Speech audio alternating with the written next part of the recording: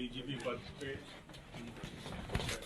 Join किया है और उसके चार्ज लिया है, जैसा कि आपको मालूम है। बट फिर भी जो मेरे आइडियाज़ हैं मैं आपसे ज़रूर शेयर करूँगा। मैंने 1992 बैच में आईपीएस ज्वाइन किया और ओपी सिंह साहब और आलोक राय साहब दोनों हम सब ने इकट्ठी ट्रेनिंग करी। और बल्कि हमारे बैच के कम से कम 10-12 ऑफिसर्स हैं जो आज पूरे अपना भारतवर्ष में डीजीपी हैं, from Kashmir to Kanyakumari and Gujarat to Assam, Meghalaya rather. तो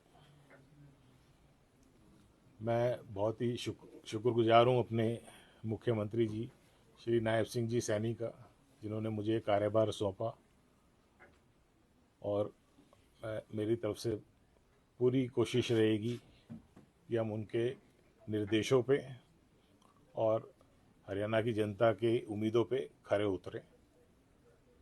पुलिस का कार्य, जैसे कि आप जानते हैं, कि काफ़ी डिफ़िकल्ट कार्य है।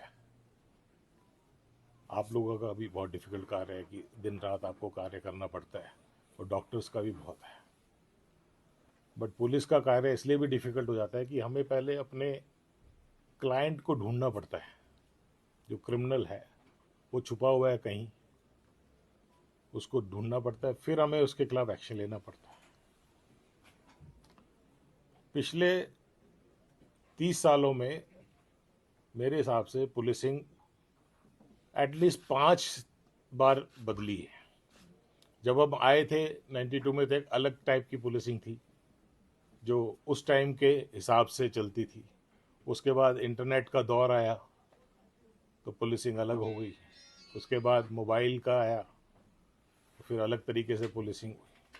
टेक्नोलॉजी का काफ़ी इम्पैक्ट पड़ा, क्रिमिनल्स भी हमारे स्मार्ट हो गए, तो हम भी उनके पीछे पीछे हमें भी अपने को मॉडर्नाइज करना पड़ा। उसके बाद स्मार्टफोन का आया, ऐप बेस आया, और अब जैसे कि आप देख रहे हैं कि एआई का ज़माना आ गया है। तो हरियाणा पुलिस जैसे जैसे उनके सामने चुनौतियां आई हैं, उन्होंने उसका डट के मुकाबला किया है, और हर क्षेत्र में हम सफल हुए हैं। चाहे वो 30 साल पहले टेररिज्म से लड़ाई हो, चाहे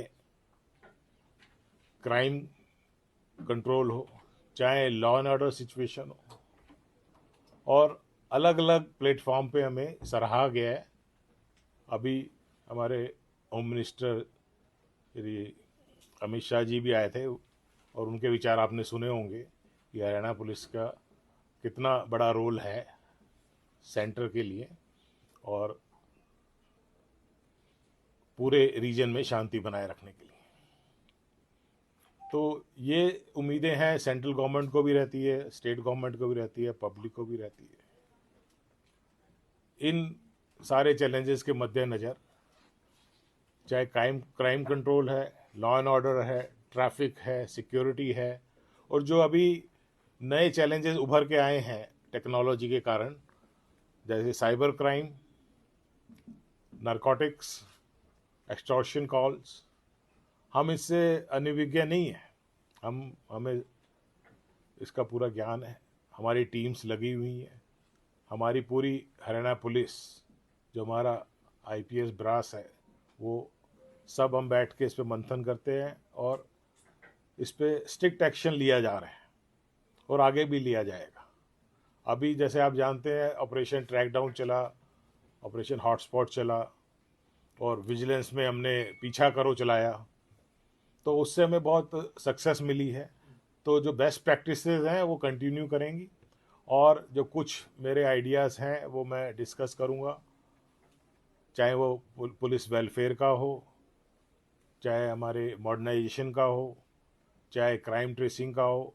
और काफ़ी काफ़ी हमने स्टेप्स बनाए, क्योंकि मैं यहाँ पे काफ़ी दिनों से हेडक्वार्टर में ही नीचे डीजी ह्यूमन राइट्स लिटिगेशन था, तो मेरे पास जो जो आइडियाज़ आते थे मैं उसको लिखता जाता था। अब 8-9 पेजेस के आइडियाज़ बन गए हैं यहाँ पे, तो उसको कैसे हम कार्यान्वित करेंगे, अपनी कैसे उसको इम्प्लीमेंट करेंगे, ये देखना है।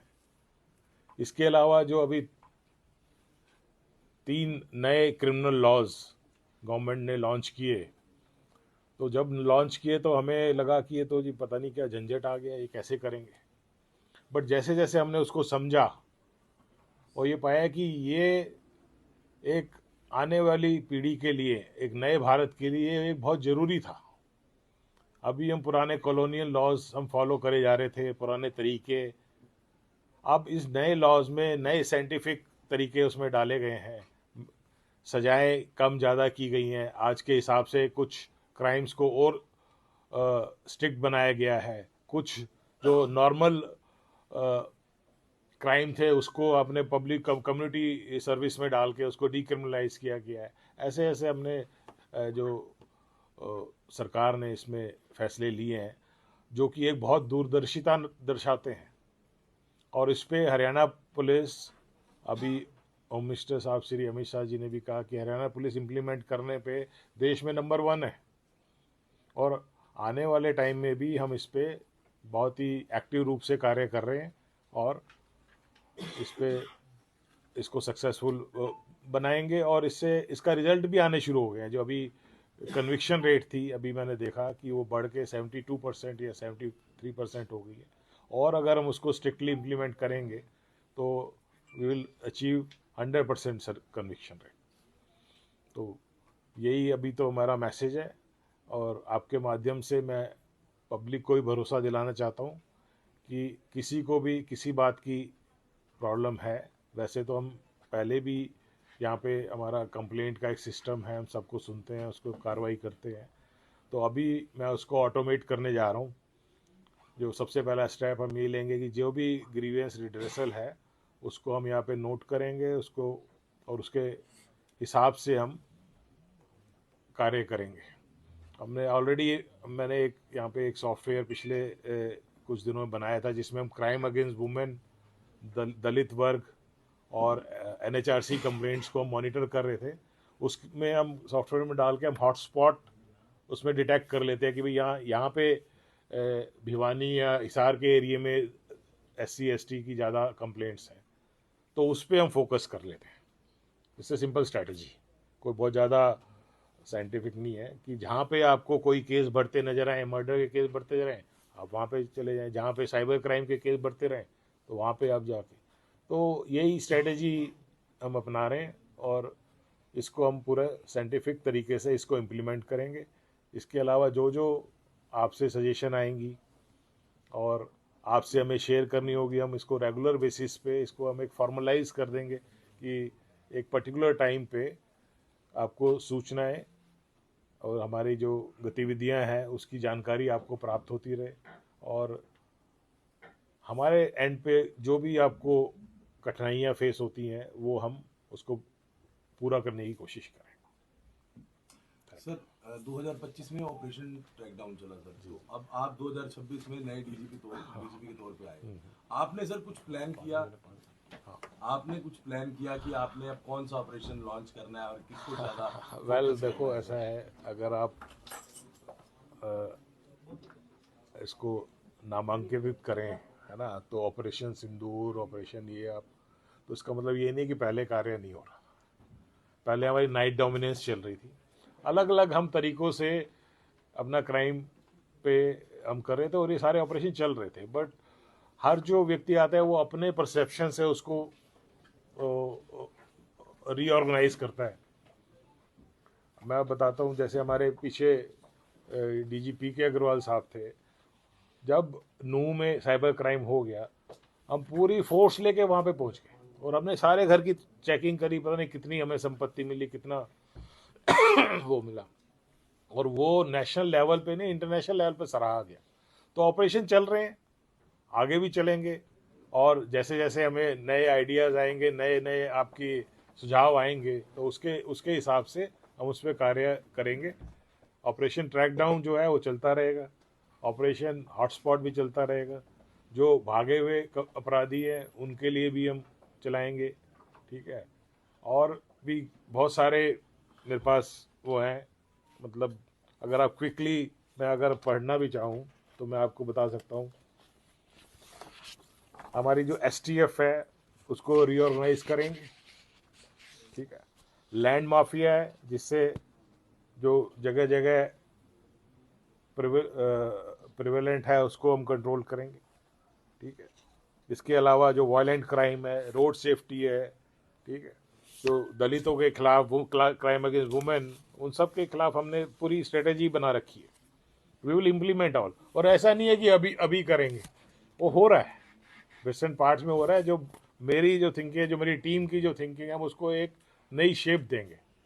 जब पिछले गवर्नमेंट आई, वो 2015 में आई वाज हेडिंग CAW, तो उस टाइम पूरे प्रदेश में हर जिले में नया वुमेन सेफ्टी पुलिस स्टेशन खोला गया, उनके महिला RF बनाई गई, उनको स्कूटीज दी गई ताकि महिला को कोई परेशानी ना हो। बच्चों के लिए हमें अलग से रूम बनाया हमने पुलिस स्टेशन में, ताकि उनको पुलिस अलग से पुलिस स्टेशन में ना जाना पड़े। तो इस टाइप के कार्य पीछे से होते रहे हैं, बहुत इन्वेस्ट किया हमने। 112 पूरे इंडिया में हमारा सेकंड नंबर पे है। तो वो कार्य हुए हैं, मेरे से पहले वालों ने किए थे। डीजीपी साहब, ये जो हरियाणा की पुलिस के तमाम प्रयास हैं, इनके बावजूद हरियाणा का जो लॉ एंड ऑर्डर है उसको लेकर लगातार सवाल जो है वो खड़े होते आए हैं। चाहे वो हालांकि वो राजनीतिक तौर पर आरोप प्रत्यारोप का मामला भी है जिसमें विपक्ष आरोप लगाता है। आपका जो हरियाणा में जो क्रिमिनल माइंड के लोग हैं, जो अपराधी किस्म के जो लोग हैं, उनको आपका क्या अल्टीमेटम है सर? आपकी एज ए डीजीपी आज आप ज्वाइन करने के बाद आप उन्हें क्या कहना चाहते हैं? मैं ये कहना चाहता हूँ कि ऐसी कोई प्रॉब्लम नहीं है, ठीक है। अपोजिशन लगा रही है अगर कोई इल्ज़ाम या कोई हम पे फिंगर रेस कर रही है, उसमें जो हमें लगेगा कि हाँ हमारी कमी है, उसको हम पूरा करेंगे। बट मैं आपको एक सिंपल सी फार्मूला बताता हूँ। अगर यहाँ पे लॉ एंड ऑर्डर इतना ख़राब है, तो हरियाणा की GDP क्यों बढ़ रही है? हरियाणा में लोग बाहर से पॉपुलेशन क्यों क्यों माइग्रेट कर रहे हैं? हरियाणा में लोग इतने सुखी क्यों हैं? हरियाणा में प्राइस रेट क्यों बढ़ रहे हैं? लोग यहाँ पे क्यों आ रहे हैं? लोग यहाँ पे इन्वेस्ट कर रहे हैं। तो मैं कोई पॉलिटिकल स्टेटमेंट नहीं दे रहा हूँ। हमारा काम सिर्फ अपने क्राइम लॉ एंड ऑर्डर को कंट्रोल करना है। There are various parameter. लोग जहाँ पे डिस्टर्ब एरिया में वहाँ क्यों नहीं जाते? हर एक को पता है, जब टेररिज्म हुआ था लोग माइग्रेट कर गए थे, उसके बाद वापस गए। तो ये सब वो उनकी अपनी मजबूरी है। जो भी इसमें अपोजिशन या जो भी बोलते हैं उसमें मैं नहीं जाना चाहता। हाँ, अगर जहाँ पे भी कुछ होगा, हमारी प्रोफेशनल सर्विसेज की ज़रूरत होगी, उसको हम पूरा करेंगे। मैं कमिश्नर अम्बाला पंचकुला था 14 में, यहाँ पे 350 प्रोटेस्ट हुए। उसका मेरे पास डिटेल है, मैंने नोट की हुई है किस किस ने। हर वर्ग ने आके यहाँ प्रोटेस्ट किया, लेकिन कोई भी आपने केस सुना कि किसी से झगड़ा हुआ हो, किसी पे हताश हुए हो? हमने सिस्टम बनाया लॉ एंड ऑर्डर को टैकल करने का। प्रोटेस्ट करना हर एक का अधिकार है, मौलिक अधिकार है, हम उसकी रिस्पेक्ट करते हैं और हम उसको एक सिस्टमेटिक तरीके से उनके इस अधिकार को पूरा करने में सहायता भी करते हैं। Sir, Sakshi Sharma from India news Haryana. सबसे पहले तो आपको बहुत सारी शुभकामनाएं नए साल की भी और डीजीपी बनने के लिए भी। सर, आपने अपनी बहुत सारी प्राथमिकताएं बताई, चाहे वो अभी जो क्राइम आ रहा है, साइबर क्राइम हो, AI से रिलेटेड हो और क्राइम अगेंस्ट वुमेन हो। लेकिन सर एक चीज़ और है, ये सब तो आप करेंगे और जो चल रहे ऑपरेशन वो भी चलते रहेंगे, लेकिन सर थानों की जो स्थिति है वो कहीं ना कहीं पीछे छूट जाती है। क्राइम तो कंट्रोल हो रहा है, थानों में हम देखते कई बार शिकायत करता जाते हैं, बताते हैं तो वहाँ पीने के पानी की व्यवस्था नहीं होती है, या कई बार पुलिस वालों की वहाँ पे SHO की या कोई शिकायत लिखने के लिए मौजूदगी नहीं होती है। तो इन सुविधाओं को सुधारें ताकि ज़्यादा से ज़्यादा लोग थाने पहुँचे तो उनको सहूलियत मिले, कोई बुजुर्ग पहुँच रहा है या इस तरह के लोग जो आ रहे हैं वहाँ पर उन्हें सुविधाएं मिले। बिल्कुल बिल्कुल, आपका सुझाव अति उत्तम है। हम बिल्कुल इस पर कार्य भी करेंगे। और मेरा जो यहाँ पे एक्सपीरियंस रहा, मैंने देखा कि जितनी हमारे पास कंप्लेंट्स आती है, अगर हम उसको प्रॉपरली हैंडल कर लें, हर चीज़ की कंप्लेंट आती है। जैसे आप बता रहे हैं कि थाने में ये प्रॉब्लम है, कोई आ रहा है कि उसकी सुनवाई नहीं हुई, कोई कह रहा है हाँ ऑल दोज थिंग, इंफ्रास्ट्रक्चर नहीं है, व्हाटएवर। तो उसको एक हम समयबद्ध तरीके से सारी कंप्लेंट्स या जो हमारे पास ये चैलेंजेस है, इसको हम पूरा करेंगे। और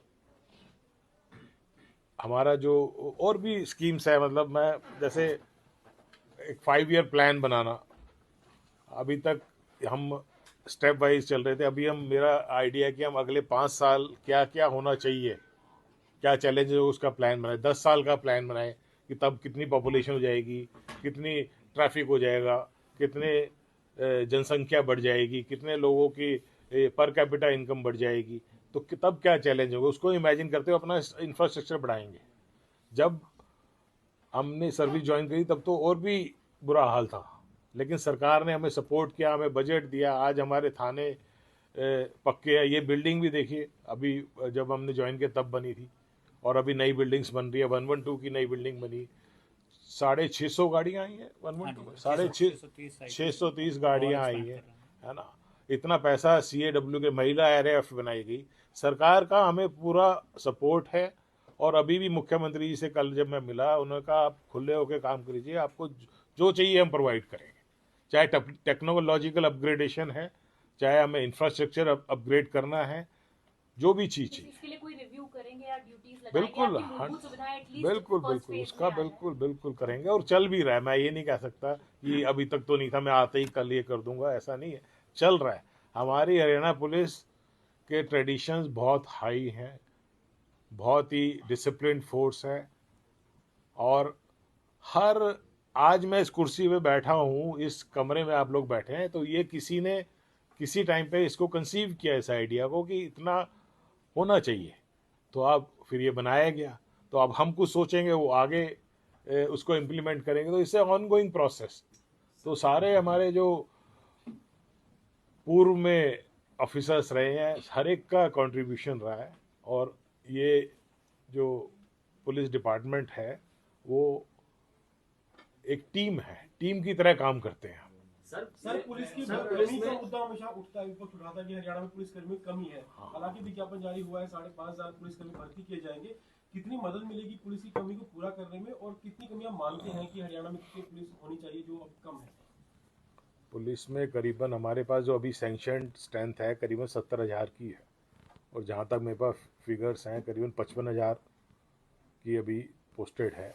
5,000 का आज एडवर्टाइजमेंट आने वाला है, जिसमें 5.5 के करीब का, जिसमें 1,500 महिला कर्मचारियों के होंगे, तो उसको मिला के लेट से 60 हो जाएंगे। तो उसके बाद चरणबद्ध तरीके में, क्योंकि एकदम से अगर हम रिक्रूट भी कर लेते हैं, हमारे पास ट्रेनिंग फैसिलिटीज़ नहीं है। मैक्सिमम जो हमारी 3 ट्रेनिंग इंस्टीट्यूशन में, उसमें 5,000 एट ए टाइम कर सकते हैं। तो वो सब चैलेंजेस देखते हुए हम इनको फेजेस में इनको हम भर्ती करेंगे। इनके बाद भी 10,000 की कमी रही सर सर। पुलिस में कल प्रेस नोट आया सर, एंटी करप्शन ब्यूरो का। सर उसमें बताया गया कि पिछले साल 2025 में trap proceedings were carried out against 44 police officials, और हर साल जो होता है सर पुलिस डिपार्टमेंट ही नंबर 1 पे होता है जिसके अगेंस्ट ट्रैप प्रोसीडिंग सबसे ज्यादा। जी। इसका मतलब ये नहीं है कि बाकी जगह भ्रष्टाचार नहीं है, इसका मतलब ये भी है कि हम अपने डिपार्टमेंट में भ्रष्टाचार को लेके बहुत सजग हैं। और क्योंकि हमारा पब्लिक इंटरफेस इतना ज़्यादा है, तो ऐसे केसेस भी ज़्यादा होते हैं, और जो भी सूचना मिलती है हम उस पर तुरंत कार्रवाई करते हैं।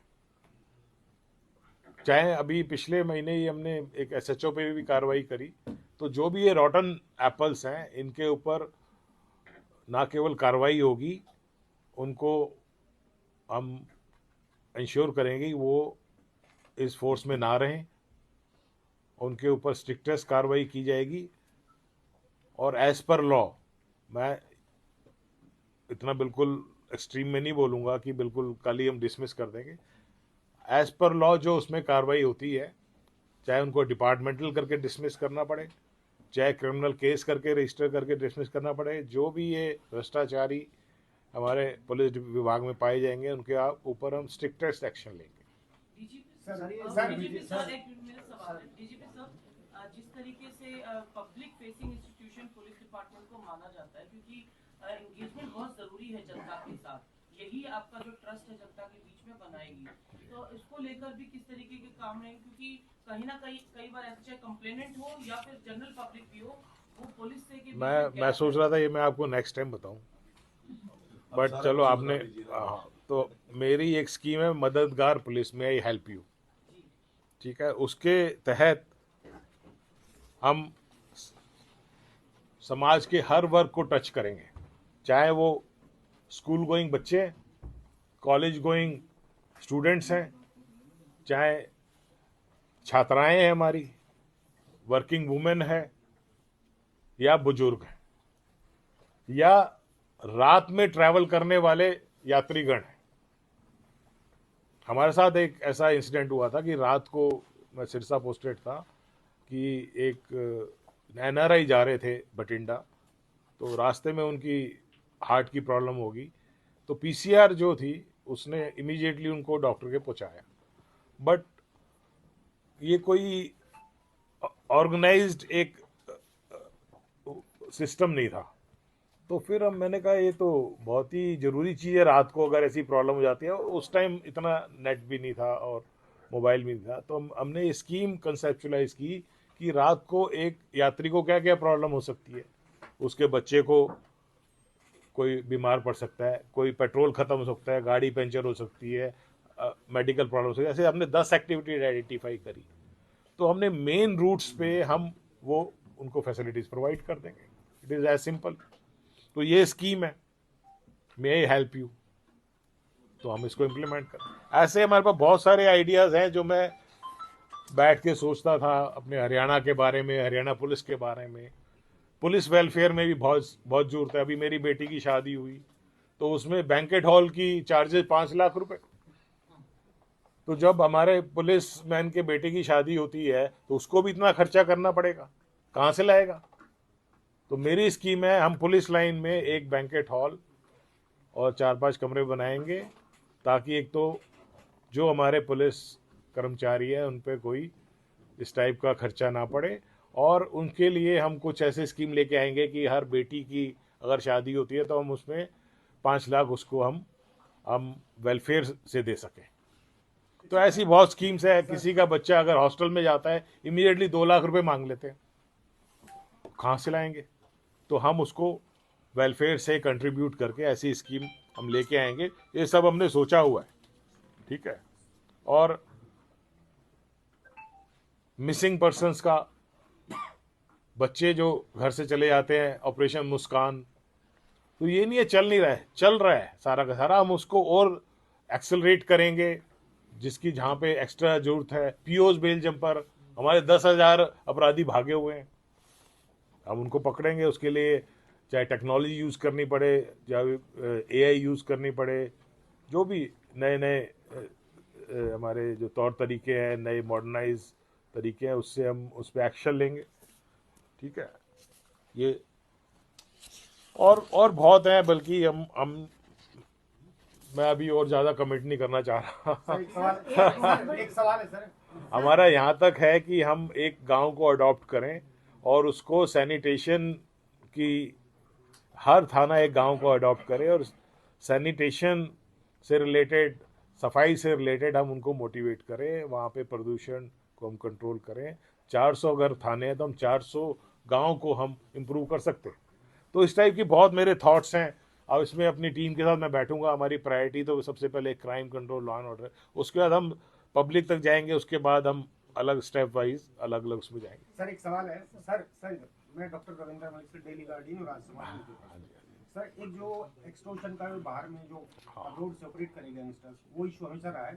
उसमें यहाँ तक कि कई सिटिंग एमएलए या पहले जो पूरे हो रहे हैं उनको धमकियां मिलती रही हैं सर, और ये पिछले 2-3 साल में लगातार बढ़ा है सर। इस दिशा में सर क्या, किस तरह की आपकी अप्रोच रही? इस पे क्लियर आदेश है सेंटर से भी, यूनियन होम मिनिस्ट्री का भी, अपने मुख्यमंत्री जी का भी। कोई भी एक्सटॉर्शन कॉल हल्के में नहीं ली जाएगी। और मेरा तो मानना है जो भी व्यक्ति अगर आतंक फैला रहा है वो आतंकवादी है, किंतु वो टेररिस्ट एक्ट में इन्हीं, अभी हम इनको बीएनएस और इसी में ले रहे हैं। बट ये मैं क्लियर कर देना चाहता हूँ, अगर कोई भी व्यक्ति, कोई भी क्रिमिनल अगर हरियाणा में, हरियाणा की धरती पे, हरियाणा के बाहर से, अब्रॉड से ये आतंक फैलाना चाहेगा, लोगों को डराएगा, धमकाएगा, उसको हम बख्शेंगे नहीं। चाहे हमें बाहर से उसको पकड़ के लाना पड़े, चाहे हमें जो भी एक्सट्रीम सर्कमस्टेंसेस स्टेप्स लेने पड़े वो हम लेंगे। बट हर केस में हमारी पुलिस मुस्तैद है। अभी 2 दिन पहले भी एक ऐसा इंसिडेंट आया, हमने उस पर फौरन एक्शन लिया। वो एक फेक निकला, कल रात को भी एक इस टाइप की न्यूज़ आई अम्बाला रेलवे स्टेशन की, वो भी हमने पूरी तहकीकात करी। रात को जब सब लोग नया साल मना रहे थे, हमारी टीम उस धमकी देने वालों को ढूंढ रही थी, वो जाके जालंधर में ट्रेस हुआ। तो हम पूरी तरह से सजग हैं, हमारे पास पूरे इक्विपमेंट्स हैं, पूरी हमारे पास टेक्नोलॉजी है, और ऐसे किसी भी एक्सटॉर्शनिस्ट, किसी भी धमकी देने वाले को बिल्कुल बख्शा नहीं जाएगा। सर सर, किस गन तरह कल्चर को लेकर जिस तरीके से किस गाने तरह जो की है threat वो की आप सिंगरों बात द्वारा कर रहे गाए हैं, जाते अम्बाला में हैं, जो तो उसको बात लेकर क्या कार्रवाई हाँ, रहेगी उनके सर? खिलाफ कार्रवाई की जाएगी, पहले भी कर रहे हैं वीडियो। जॉब मेंटल वेलबींग, आप किसी भी ह्यूमन बीइंग को ले लो, एक प्रेशर रहता है। आज के जमाने में डिप्रेशन बहुत ज्यादा, पीछे भी रिसेंट इंसिडेंट्स हुए, मैं मेंशन नहीं करना चाहता, लेकिन पुलिसिंग मेंटल वेलबींग, मतलब आपके जो कर्मचारी हैं पूरा दिन दिन रात काम करते बिल्कुल हैं, बिल्कुल। उसके साथ साथ सर एक बड़ी रिक्वायरमेंट पुलिस के कई अधिकारियों से, कर्मचारियों से जब हमारी बात होती है पे स्केल को लेकर, सर लगातार पंजाब पे स्केल को लेकर क्या प्रयास किया जाएगा, गवर्नमेंट तक किस तरीके से बात? नहीं, पे स्केल हमारे ठीक हैं, अभी तक पंजाब में थोड़े से ज़्यादा है, लेकिन नेशनल लेवल के हिसाब से we are appropriately paid. But definitely हमारा प्रयास यही रहता है कि क्योंकि पुलिस एडवर्स सर्कमस्टेंसेस में काम करती है, तो उसको कुछ एक्स्ट्रा बेनिफिट्स मिले, उस पर हमारा स्कीम्स हैं हमारी, वो चलती रहेगी। और जहाँ तक आपने ये बोला है कि मेंटल हेल्थ का और फिजिकल हेल्थ का, वो एक कोलेट्रल है। अगर आपको रात को काम करना है 11 बजे 12 बजे, तो वो आपके हेल्थ पर रिफ्लेक्ट करता है। तो उसके लिए भी मैंने प्लान किया है कि उनको एक मैंडेटरी लीव दी जाए, हफ्ते में ऑलरेडी चल भी रही है। उनका मेडिकल रिव्यू कंपलसरी किया जाए 35 से अबव वालों का। और भी कई चीज़ें हैं, मैं फिर उसमें अगर आयुर्वेद में मैं घुस गया तो फिर मैं 1 घंटा बोलता रहूँगा क्योंकि दोष बैलेंस भी बहुत ज़रूरी है डाइट के साथ। और हम कोशिश करेंगे जो अगर नेचुरल ट्रीटमेंट लेना चाहते हैं, जो भी हम उसके साथ, क्योंकि अल्टीमेटली इट्स योर दोष बैलेंस, वो बॉडी को अपने आप ठीक करती है, मेंटल को भी। डीजीपी साहब, जो इलीगल माइग्रेंट्स हैं, खासकर बांग्लादेशी और रोहिंग्या की, तो आप कई जिलों में मुहिम चलाई भी रही है, इस चुनौती को आप कैसे देखते हैं, उसको लेकर क्या आप आगे काम? ये बहुत बड़ी चुनौती है, और आने वाले टाइम में भी ये एक बहुत ही बड़ा हमारे लिए कार्य क्षेत्र बनता जा रहा है। उसके लिए हमारी जो भी टीम्स हैं, जो हमारा सूचना तंत्र है, जो हमारी इंफॉर्मेशन कलेक्शन है, वो सब हमारे एक्टिवेटेड हैं। और इसमें भी ये एक सिंगल डिपार्टमेंट की एक्सरसाइज नहीं है, इसमें मल्टीपल एजेंसीज, मल्टीपल डिपार्टमेंट्स इसमें इन्वॉल्व हैं, उनसे हमारा कोऑर्डिनेशन है, और उनके खिलाफ जहाँ भी ऐसा होगा हम एक्शन लेंगे। कोई आंकड़ा है क्या सर कि कितने आंकड़ा नहीं है मेरे पास अभी कोई भी, अभी बिल्कुल भी नहीं, अभी आंकड़ा में मैं अभी बिल्कुल नहीं, कुछ भी नहीं बता पाऊँ। हम ठीक है सर। 152 डी या ऐसे हाईवेज पे जाते हैं, वहाँ पे पुलिस की बहुत कमी रहती है, उसके लिए कोई प्रयास किए जाएंगे? क्योंकि बहुत ज़्यादा एक्सीडेंट्स उन्हीं रोड्स पे होते हैं जो हाईवेज हैं। देखो, हमारी हरियाणा पुलिस, मैं आपको पहले ही बता दूं, हमने 4 साल पहले ये एक्सपेरिमेंट किया था कि कहाँ पे एक्सीडेंट होते हैं। हमने उसका पूरा स्टडी किया, एक्सेल शीट बना के, कहाँ पे रिपीट एक्सीडेंट्स हो रहे हैं, और जहाँ पे टेक्निकल रीज़न थे, जहाँ पे इंजीनियरिंग फॉल्ट से, हमने कम से कम 400 जगह उसको रिपेयर किए, वो उसको इम्प्रूवमेंट करी। और बहुत जगह लाइट्स की प्रॉब्लम थी, उस पर हमने इंफ्रास्ट्रक्चर चेंजेस किए। कहीं पे आपको स्पीड ब्रेकर्स बनाने थे, या वो सारी चीज़ें हमने की, और उससे ये हमें फ़ायदा हुआ। जो 8000 के करीब पहले डेथ होती थी ईयरली, वो आंकड़ा कम होके 4000 4500 के करीब आ गया। तो ये सारा हरियाणा पुलिस के अथक परिश्रम, और NHAI को भी हमने साथ में इन्वॉल्व किया, PWD को भी साथ में इन्वॉल्व किया। तो एक तो बात ये, जहाँ तक एक्सीडेंट्स की है, जहाँ टेक्निकल रीजंस की, जहाँ पुलिस की आप बात कर रहे हैं, इतनी बड़ा हमारा एरिया है, हमने प्लानिंग की हुई है, on papers according to map की हुई है कि ये PCR है, ये इतना एरिया कवर करेगी, और वो सारा का सारा करते हैं। बट आप जानते ही हो कि इतना बड़ा एरिया है, फिजिकली हर जगह प्रेजेंट होना इट इज़ नॉट पॉसिबल। तो उसको हम फिर से रिव्यू करेंगे, उसके बारे में भी मेरे आइडियाज़ हैं कि हम कैसे इन्हीं रिसोर्सेज को हम ऑप्टिमली यूज़ कर सकें, जो जहाँ पे कुछ हमारे मैन आवर्स वेस्ट हो सकते हैं उसको हम इधर डिप्लॉय करें, उसको हम रीऑर्गेनाइज करेंगे सारे। Thank you sir, thank you so much sir.